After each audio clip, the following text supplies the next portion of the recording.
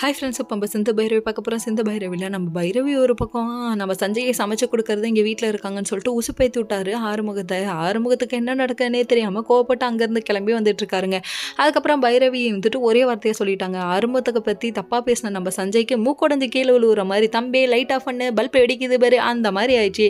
திடீர்னு என்னடா அது ஆறுமுகத்துக்கு சப்போர்ட் பண்ணுறாளே அப்படிங்கிற மாதிரி ஆயிடுச்சு. என்னான்னு பார்த்தீங்கன்னா, பொம்பளை பொறிக்குன்னு அவர் சொல்ல கடைசியில் இப்படிலாம் நீ நினைக்காத, பெண்களை எப்படி மதிக்கணும்னு தெரிஞ்சவர் ஆறுமுகம்னு சொல்லிட்டு சொல்ல ஜென்டில்மேன்னு சொல்லிட்டாங்க.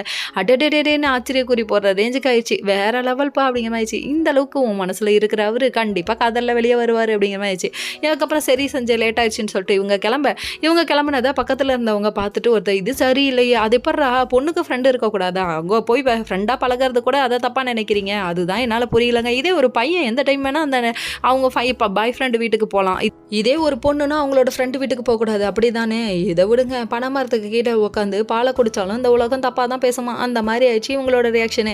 இவங்க கிளம்பி போனதுக்கப்புறமா ஆறுமுகம் இங்கே வராரு. வந்து நின்றுட்டு என் பொண்டாட்டி ஏதோ பண்ணணும்னு நினச்சா உன்னை சீவிடுவேன், சீவி வேற லெவலில் செஞ்சு விட்டுருவேன்னு சொல்லிட்டு திட்டுறாரு.